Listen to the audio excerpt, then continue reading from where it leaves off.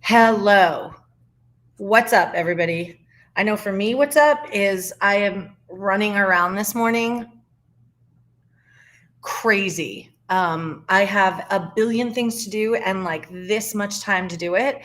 But how in the world could I not show up for a Facebook Live, YouTube Live that talks about consistency, right? You have to be consistent if you're having a consistency talk. So I'm here. I made it. Hello. If you're here, let me know. Hashtag replay if you see me later. And today I felt really kind of compelled to talk about consistency because we have an interesting dynamic, consistency and I, right? For years and years and years, I thought consistency was a bad word. It was like, give me anything but consistency. And the reason I felt that way is because consistency to me was synonymous with boring, predictable, not fun, not wild, not organic, just consistent. Yep, same time, same place, every day in every way. And there was something so suffocating about that. So let me know if that word has ever had a negative meaning to you, or maybe it still does, or no, if consistency has always sounded brilliant to you. I know my husband, it's like one of his favorite words of the English language. He thrives on it, lives by it, swears by it, always has and always will. So if you're joining me for the first time, let me introduce myself. My name is Linda Krause Barnett. I am the proud author of a book titled Reboot Your Life, Bring Back Your Spark. Because if you're anything like me, at one point in this chaos of life, you lost your spark, you lost your vision and your path. And so as did I, and I wrote a book about kind of my journey untrenching the hole that I had put myself into, unlocking the prison I had put myself or confined myself to. So it's a wonderful Christmas gift. If anybody wants to purchase the book right now, you can either DM me and I'll send you a signed copy and I'll wrap it for you, or you can purchase it on Amazon as well. And so what else do I do? Who am I? I am the co-host of Soul Seekers TV. I am a good morning, Becky. I will call you as soon as this broadcast is over. I have just been running crazy all morning.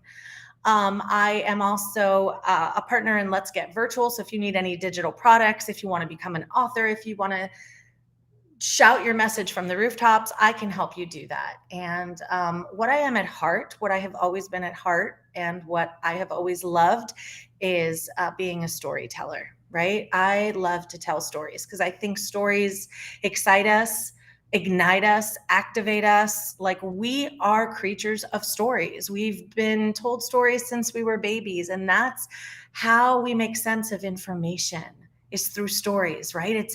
It's a way in which the things that happen to us in this life make sense. That's funny. I was looking for my phone and now I know where it is. And so I want to tell you the story about consistency. And I started my career after college in the movie business. I worked as a production coordinator, production assistant, like all the things behind the scenes in the movie business. And it was fun and it was super exciting. And it was never consistent.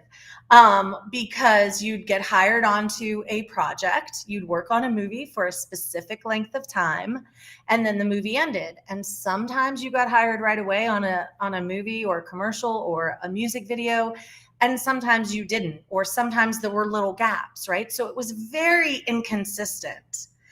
And it caused me a lot of stress. But the reason that I stuck with it for almost 8 years, 10 years, is because there was this story in my head that, yeah, the inconsistency is stressful. And yeah, you always don't know where the money is coming from. And yeah, you're always worried about where you're going to live, but it's exciting. You're always doing something new. I had this idea that inconsistency meant that life was wildly juicy and that you were not a predictable person. All the things that I valued at that time. And so fast forward to I meet my husband in the movie business and we want to start a family. And I know that traveling and doing the movie business as two people is going to make it very hard to raise children. So since he was way more entrenched in the movie business, he was really kind of, on a career path and I was not. Then what made sense was for me to leave and for him to stay. And I was also looking for something more. Well, I came home because I decided I wanted to have babies and raise my kids in Florida at home with my family nearby. And I just was guided to teaching. It was serendipitous. I don't want to get into the whole story now, but it was like synchronicity meant to be. And so I ended up in a substitute position, a long-term substitute position, because a teacher passed away and I had been substituting at the school for a couple weeks, and so they asked me to stay. And I was there about 3 months when the principal called me into a meeting with all the other administrators and all the other teachers and said, "We want to talk to you. There's an opening for a full-time teaching position next year, and we want to know if we can help you go back to school and get the certifications you need and hire you full-time as a teacher as of August of next year." And it was the most amazing feeling in the world because at the same exact time, in the same second that I felt the answer to all, like the best I've ever felt in my life, I also felt the worst I've ever felt in my life. And so let me explain to you why that is. I came home and I was really anxious and emotional, and my family was there and they was like, "What happened?" Because I was like, I texted, I've got news, big news. And I said, "Well, they want me to work full time as a teacher, become like a legitimate teacher starting next year." And so of course they were like, celebrate. And then here's me, like real stoic. Like I didn't have a job. I wanted to try teaching. I wanted to start a family. I wanted a full-time salary. These are things that I had put out into the universe. I would like a full-time position. I would like to be a teacher and get dressed up for work every day and go to the same place and have the same vacation as my kids. I had this whole vision of what it would be like. And then here it is, delivered by God, delivered by the universe. And now I'm like freaking out.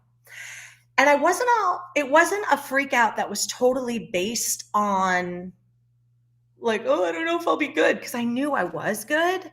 I was really confident about like, this is something I do well. It was about my fear of predictability and consistency, right? So all at once, I was about to become a wife. I was going to try to become a mother, and I was becoming an elementary school teacher. Like, it just seemed like my youth was behind me. It seemed like all these things were going to turn me into someone who, from the moment she woke up to the moment she went to bed, would have her day planned out, would be like the soccer mom, would be the teacher, and with her schedule and her kids, and then come home and cook dinner. And I was terrified by that. It felt so constrictive. It felt so boxed in. It felt so like almost suffocating. And I was like, I don't know if I can do that. I don't know if I'm built for that. I don't know if, I'm not good at showing up at the same place at the same time. I usually run late. And I was all these usuals. Could I do that? Do I want to do that? Well, if you know me, then I did all those things. I got married, had babies, and became a school teacher for 13 years. And if you don't know me and today's your first time with me, I did it. I was nervous about it and I did it anyways. And then about 2 years ago, I left teaching I resigned because I wanted to write a book and start a company, and I wanted to start motivational speaking, and I wanted to start coaching, and I wanted to start teaching to adults rather than children in a classroom. Patricia, my love, hello. And all of a sudden, the consistency disappeared, and I was back to inconsistent. And then like I thought that's what I wanted, right? I was like, yeah, I'm gonna go back to like time. I'm gonna own my own time. I'm gonna decide where and when and how and who, because I'm an entrepreneur and I'm an author and I got this, you know? And what happened was, as soon as the consistency was gone,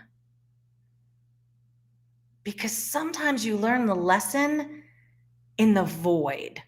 Sometimes the thing gets taken away, and it's in that empty space that the lesson comes through, right?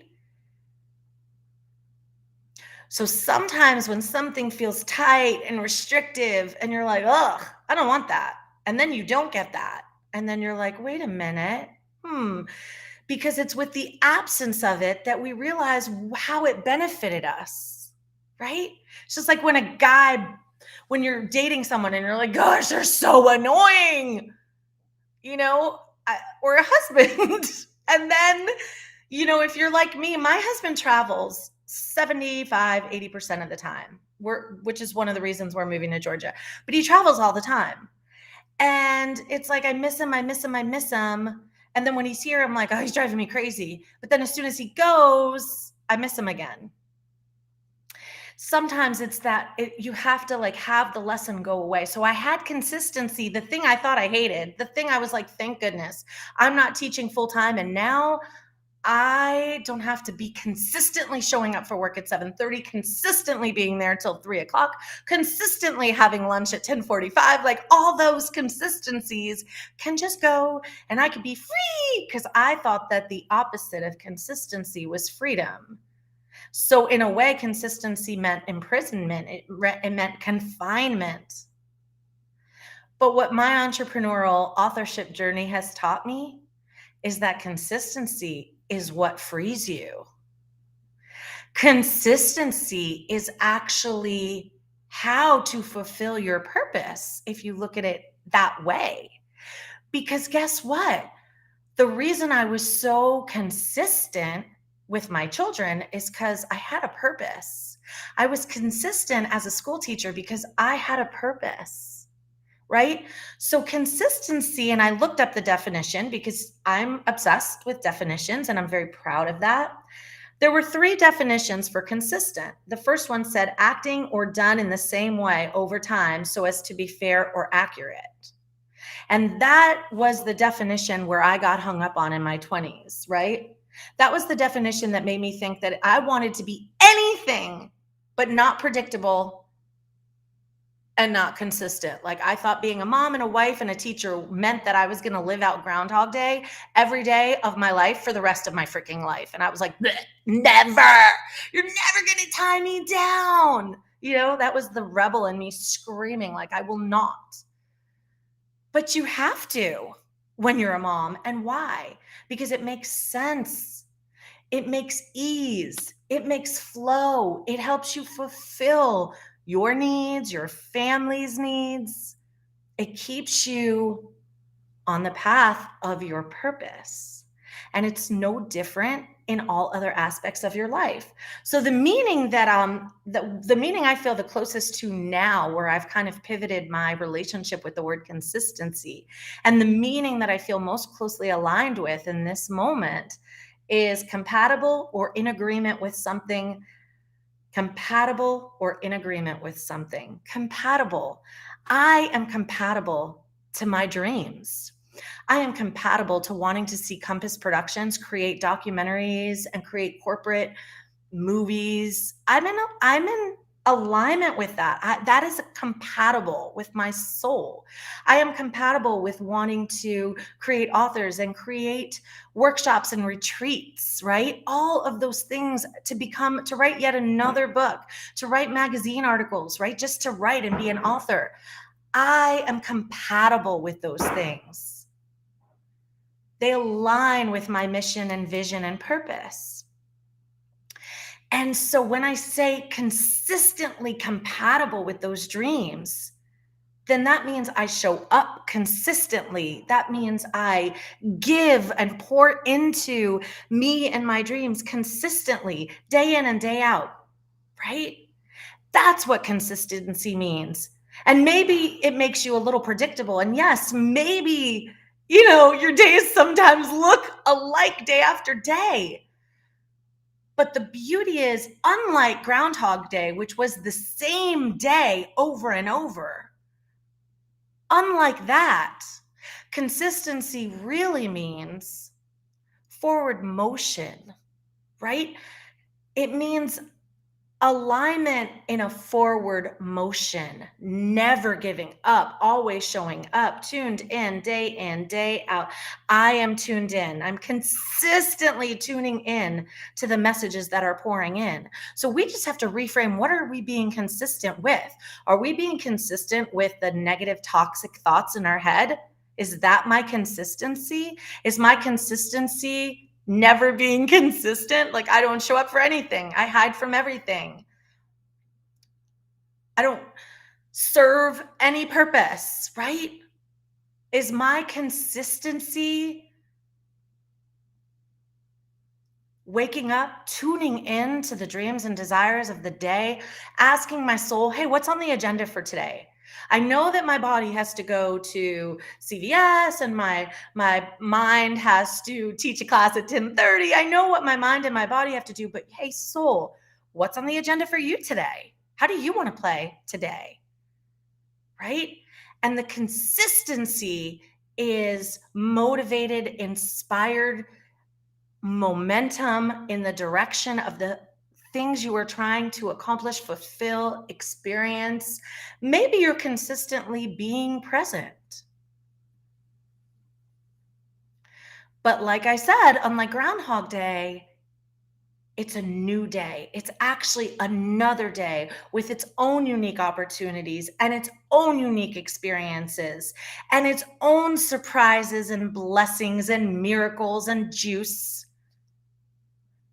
Exactly, Rebecca. What areas are you being consistent in? For me, showing up here at 10:30 every day is not the easiest thing at all. I'm so not used to that, because when I left teaching, I lost that consistency in my schedule. But learning from Patricia, who taught me when she did her Me First mornings last year, she's a lot like me. We both suffer from this consistentitis where we're scared of consistency. And yet it was the best thing for her. And it's turning out to be the best thing for me because it's a channel. It's like when you consistently watch the shows that you love to watch on TV. You show up at the same time each week. Well, it used to be when I was a kid, like every Thursday, this show was on at 12 o'clock, and I would show up because I knew that there was a purpose to my being there. I was going to get something out of it. I was going to feel something or learn something, or, you know. And those are the things. And so ask yourself, today's transformational task is to write down, where am I being consistent, both negative and positive? Because seeing it on paper will allow you to change things around. I'm consistently showing up for my toxic thoughts, and I'm done. And it doesn't mean you're circumventing them or avoiding them, but it just means, like, I want to consistently show up for my positive affirmations. I want to consistently show up for me in the mirror to have a long talk about how freaking wonderful I am. I want to consistently wake up and have a tall glass of water. And that's where these routines and habits that I've been fighting my whole life actually are there to serve my highest and greatest good. And I believe they are there to serve your highest and greatest good. Right? I'm consistently honest with the people I love. And really dig into that question and really dig into your answers. And then say, how can I shift this consistency chart? Where do I want to be more consistent and where do I want to be less consistent? I'm consistently showing up at my refrigerator door, eating whatever shit is in there and grazing. What I need to do is consistently show up at the gym or at the park, right? I have been consistently walking every morning and every afternoon. And so that consistency means that that time slot took up something else that I used to do in that time slot. What did I used to do when I wasn't walking? Right? Because this new consistency has taken its place. So be mindful of where you're consistent. And here, there's a little consistency I don't like. What can I replace that with? Right? You have all the buttons. It's your machine. Just reprogram. It's an inside job to reprogram you. It doesn't mean you can't ask for help. And it doesn't mean you can't reach out and say, hey, I'm struggling here. Can you help? Can you help? Can you help? But that is why I believe the practice of words and the practice of, where do I feel tight? Every time I hear this word, I feel tight. Every time I do this activity, I feel tight. That is intel. That is really good information, you guys. So, because I am practicing consistency, albeit I was a minute late today, I did show up and I will be consistent tomorrow. I will be here at 10:30. Tomorrow is Goddess Power Day. So I will pull a goddess card to lead us into the weekend and the following week. I will see what goddess shows up. And I just want you to, when we say goddess, guys, it's like if you were to sit quietly, at least here's my definition of goddess, right? Yes, sometimes I picture like I have this woman, Zenith, who is my goddess, who lives within me, who I connected with, I think it was last year, right? Last year anyway, she connected with me last year. She's this giant goddess with white wings and she's electric blue lights coming through her. She's unbelievable. So yes, it does help. Sometimes you have like this goddess avatar that you connect with on a bigger plane, on another realm, and it helps you to connect to your higher self. And that's freaking fantastic. And that's why I love my goddess deck so much, is because the images are powerful and they ignite something within me. But truly, you are the goddess, right? All versions of you live in your shard of light. And they may take on different personas and different looks, and that's freaking fantastic. But don't be discouraged if you're like, if you're like me, you're like, what does my goddess look like? Does she have a name? Do I have more than one goddess? I overthink things that shouldn't even be in my mind. Like they're spiritual things, they're soul things. And they shouldn't live in my brain and in my logic. And yet here I am perseverating over the logistics of my goddess. Like that's insane. But here's where your goddess is, my loves. Your goddess is when you sit still and you just soak yourself in a bath of light. It's like pretend that there is a shower head coming straight down from heaven, right? Because there is. And it's the shower head and you stand under it and it just pours and showers you with heavenly light. And you just feel it. You're like, oh, it's almost like feeling the water in the shower. You're just soaking in it. And it's just permeating every cell in your body. And when you step out of that shower, you embody that goddess, right? You're now soaked with divine light. You are the goddess. So although my goddesses may have names and I may connect with my higher self, at the end of the day, there's a Linda goddess that lives with me right here in the human form. And she's a badass and she has all the answers. And when she gets a little muddy or foggy, then I just put her in her soul shower and I let divine light pour over her. I wash her clean. I soak her in the light. It's like when you put a baby in the bathtub to like get their fever down, you put them in a cold tub, right? This is like, okay, I'm in my human, I'm fevering, I'm overload, and you take your heavenly shower and you alchemize all the shit. And you just, when you come out and you put your fancy robe on, you remind yourself, I'm a goddess, because it comes from God. Was powerful. I love you. It's 10:57. I have still like 25 things to fit into the next 8 minutes. I love you. I love you. I love you. I hope today was helpful. I hope you share this. I hope you put it on your feeds. I don't know, whatever you need to do. If you think that someone is struggling with consistency and this message might help them, then please help them tune in. And they can find me here every Monday through Friday at 10:30 a.m. Eastern Standard Time. And together we can tune into all the potential, all the beauty, and all the goddess power that lives directly inside of us right here, right now. I love you. I will see you tomorrow, guys.